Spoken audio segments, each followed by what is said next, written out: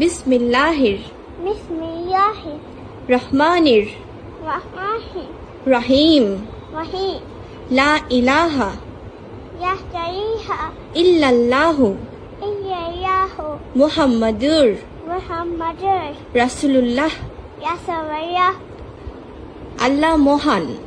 আল্লাহ মহান। আমিন। আমিন। খুবই ভালো পড়ে এবং সে এত সুন্দর করে দু একটা সূরাও বলে।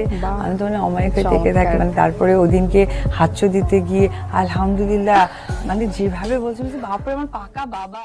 আব্রাহাম খান জয় নাকি শেহজাদ খান বীর, কে সুন্দর করে সূরা বলতে পারে?